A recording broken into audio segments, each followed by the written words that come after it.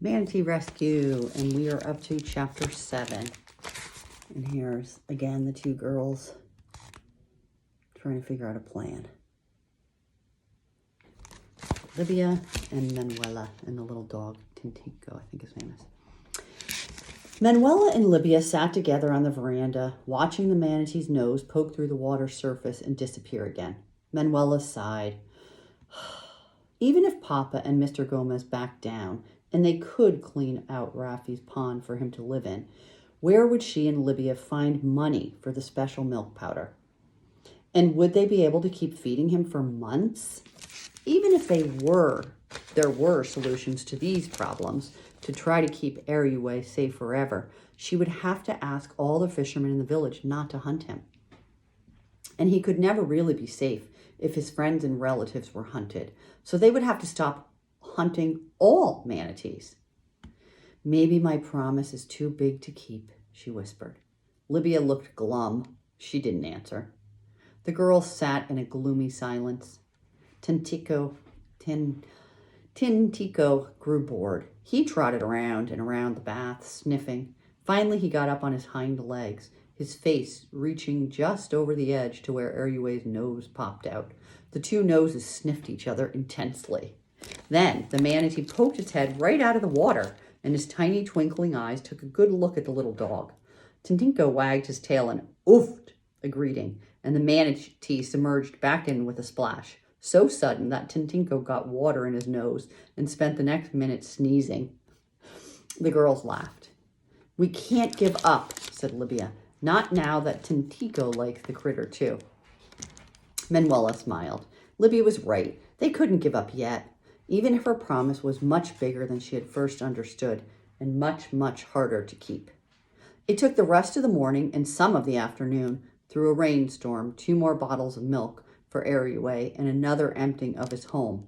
But at last, Manuela and Libya had a plan. "We should write it down," said Libya. "Granny will be more impressed if we do that." Manuela made a face. Paper and pens were not a big part of their world, but she knew Libya was right. Granny Rafi had been well educated in the city, and she was always writing things down. "I'll borrow Rafi's pencil and one of the notebooks," Manuela answered. She did so, and they set to work. The result was a bit untidy, but it did have pictures of people and manatee and drawing of leaves around the outside. So I'll read it all to you, but that's what it looks like.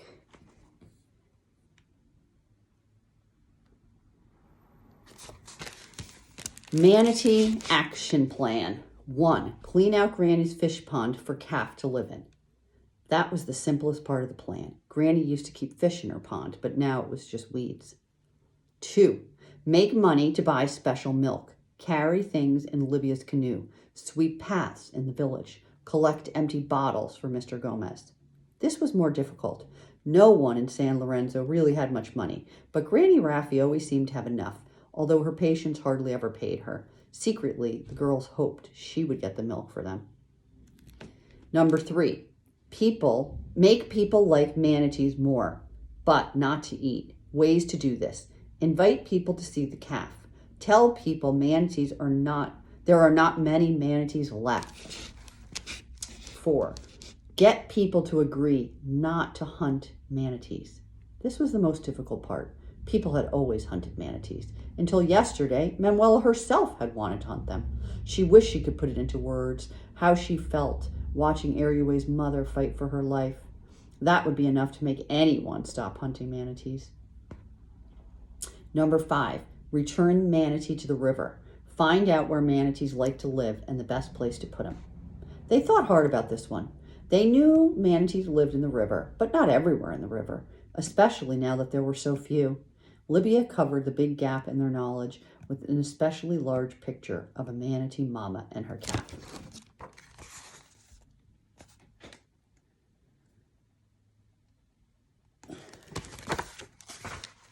In the middle of the hot afternoon, Rafi rested in her rocking chair on the veranda, and the girls stood anxiously before her.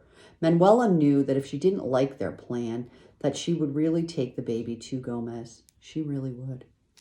Rafi examined their papers, smiles and frowns, chasing their way across her face like clouds in a windy sky.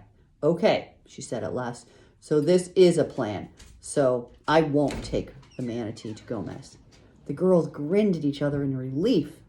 "But," Raffi went on seriously, "it is very, very short on detail, and I don't know how you're going to make number 3 and number 4 happen. But I can help with number 2, if you do some chores around here. I have to buy more milk powder for other animals anyway." Libya and Manuela exchanged tiny smiles when Raffi was looking down again.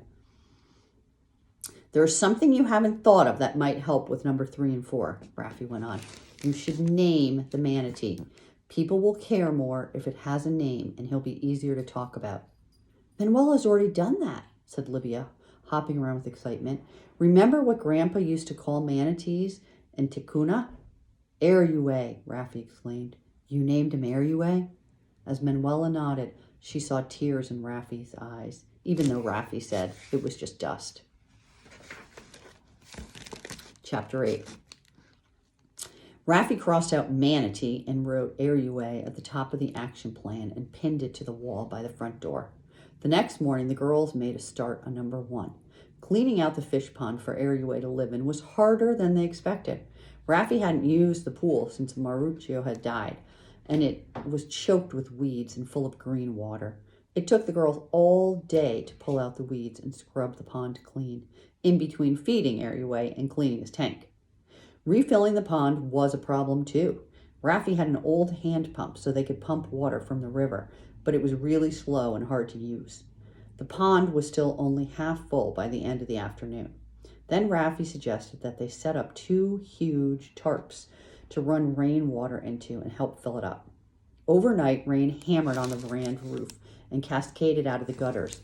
By morning, Ariue's new home was full enough to put him in, as soon as the sun had warmed the water a little. The sun was out as they carried Ariue down to the pool. He had been much more wriggly when they had taken him from the bath, and Manuela didn't want to risk him falling from her arms, so they carried him in a wet sheet, holding it like a sling between them. Tentico came alongside, sniffing at Ariue through the fabric and woof, encouragingly. When they got to the pool, they lowered the sling in and waited for the manatee to swim into his new home. But he didn't move. "What's the matter with him?" said Libya. "Doesn't he like the pool?"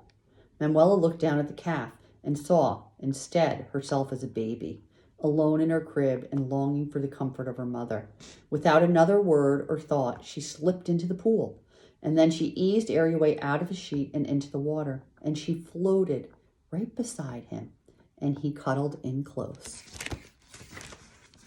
"I know how it feels," she whispered to him. "I know how it feels." "You really are a manatee, Mama," said Libya. "Here, give him the bottle."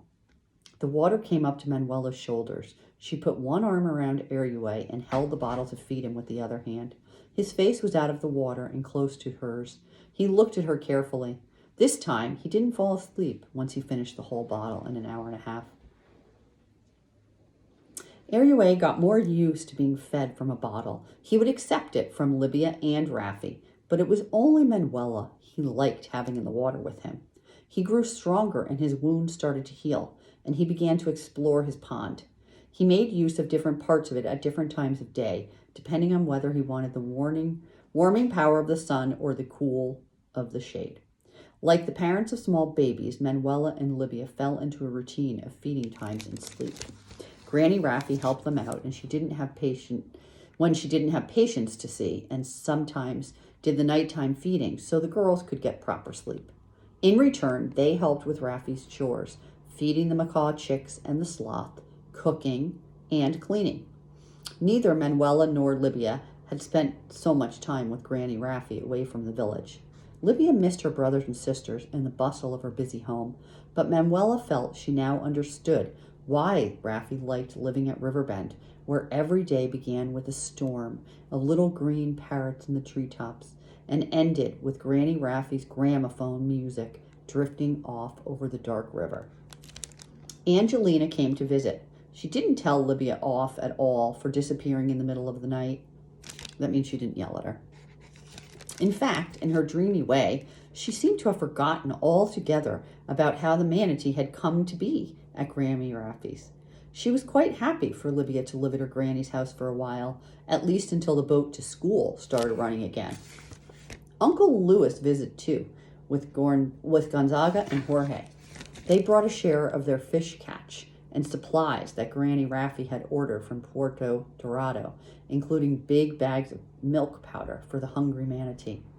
Louis said that Gomez was trying to pretend he'd sold the calf in Puerto Dorado, but that everyone in San Lorenzo knew what really happened. People were thoroughly enjoying the fact that the Clink Clink had been outwitted by a couple of kids. Manuela worried that Gomez would try to take the calf back. He'd have to get past Raffy first, Louis laughed. Anyway, he wants to save face. My guess is that he'll get his money back from Silvio and forget the whole thing. Is Papa still angry? Manuela asked. Louis nodded. Are you angry, Uncle Louis? Me? You know me, Frog. Me and my boys, we take life as it comes. Silvio's a hothead, but he'll cool down. You'll see. But Silvio never showed his face nor sent any message, and Manuela wondered if her father would be angry with her forever. Had he really meant it when he said that he didn't want her to come back? Libya decided that Ariue needed to go to school. He needs to learn about all the other creatures he'll be sharing the river with, like fish and dolphins, she told Manuela one morning while her cousin was in the pool with a little manatee. This was a typical piece of right but wrong coming from Libya. Manuela raised her eyebrows but said nothing. The next morning, when Manuela came to feed Ariue, there was a long pole leaning over the pool with several models made of sticks and plastic dangling from it. This is a gamitana, and this is a pacu. So those are different kinds of fish. And that is an electric eel, said Libya, pointing. They looked a little like fish, Manuela thought, if you looked with your eyes half closed and on one side. But they didn't look enough like the real thing to teach Ariue anything. All the same, Libya added to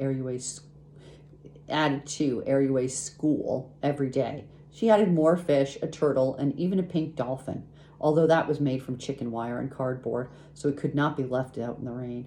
Tintico growled at the model animals, and Ariue took no notice of them at all. He doesn't even look at them, Libya complained, disappointed. Never mind, Libya, said Manuela. I like them. Libya smiled. You know what, Frog? You're much nicer now that you're a manatee mama. Even though Ariue didn't look at Libya's school, Raffy's patients did. The dangling models attracted their attention, and pretty soon the pool had become Raffy's waiting room. Ariue and his school prompted people to talk about their lives beside the river.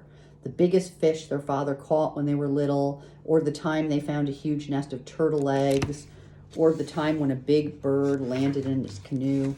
They told stories about tapirs, which are pig-like forest animals with a long snout, turning into manatees, and dolphins coming out of the river to take human wives. Stories of all sorts. But most of all, they talked about Ariue and what a fine creature he was, and what a shame it was that there were so few manatees left nowadays. Perhaps, said one old fisherman, it was because there was no longer the right sort of tree for the manatee caterpillars to eat. I think we've made a start on number 3. On the action plan, Manuela whispered to Libya. Yes, Libya smiled. This is a school for humans, not for manatees after all. The rainy season continued, and the river rose toward its highest level. One evening, Raffy sat with the girls beside the manatee pool. Towering clouds reflected the setting sun on the surface of Ariue's watery home. His wound had healed into a white flash over his back, like a streak of lightning, which showed clearly when he was close to the surface. Will the scar fade? Manuela asked her granny anxiously. I'm not an expert on manatee scars, Raffy replied, but I don't think so. It'll make him so easy to hunt, though, Manuela almost wailed. But it will make him easy to tell him from other manatees, said Libya. Either way, said Raffy, if you want to keep your promise, you'll have to work more on number 4 of your action plan. I think you should start by inviting everyone in San Lorenzo to come and see Ariue and his school. Who knows? Maybe your father, Silvio, will even come. I hope so. But here is a picture of the little pool and the fake animals, and then those are some of the patients that are waiting around and talking to each other and looking at the manatee. Okay, and I'll show you again the real one.